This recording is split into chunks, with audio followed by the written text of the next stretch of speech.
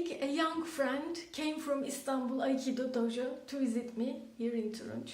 We had practiced a little bit of Aikido, but also we had chats about psychology and relationships.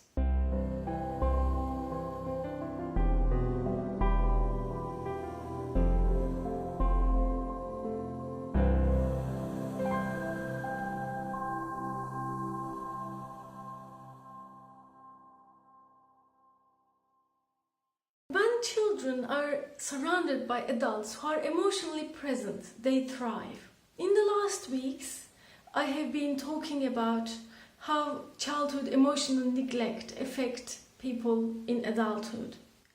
As a result, few parents asked me how they would know if they were emotionally present with their children or whether they were neglecting them.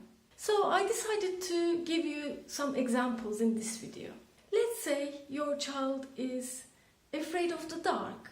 If you are emotionally present, you approach him by saying, it's normal. When as a kid, usually we have fears like this and then we grow out of it. And you accept this fear and validate it. You might talk about what it is behind. Maybe they will talk about the fear of a monster or a thief. Then you ask if you could tame the monster or what he would like to say to the thief if it was there. But more importantly, you accept the need to be close to you of your child and the need to have a light on when they are sleeping.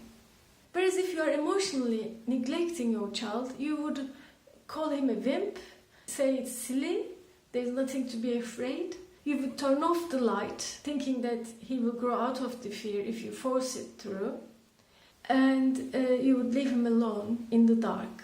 Instead of helping him to shed the fear, you actually teach him that he cannot rely on adults when he is emotionally vulnerable.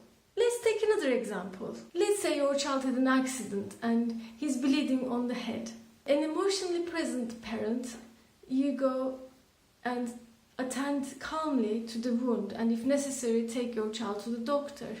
However, if you are an emotionally neglecting parent, you go into a nervous breakdown more or less. You shout, you blame the people who caused it, you might even shout at your child for being hurt themselves. But you don't attend to the wound, you don't take the child to the doctor, you just have a breakdown. Let's give another example. Your child has learned how to dive long time underwater and he's very proud and he wants to show you.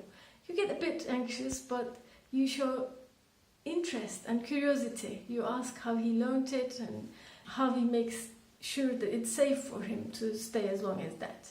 Whereas if you are emotionally neglecting your child, you bring out your fear forward and you say, you made me afraid, don't do that, you are putting yourself in danger, don't ever do that again. So you crush his pride and sense of accomplishment. Let's take another example, and there are more in my post, you can go and read more. Let's say your adolescent has confessed to smoking.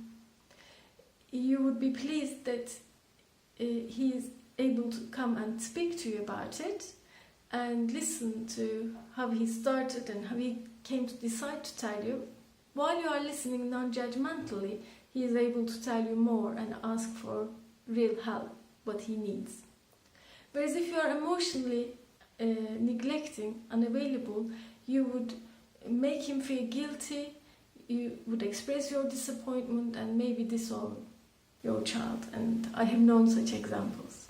As you notice, if you react with extreme emotions such as fear, anxiety and anger to crisis, children tend to enclose to themselves and stop communicating with you. So you would know you are emotionally present with your child when they are able to communicate with you about the events of their life and their problems freely.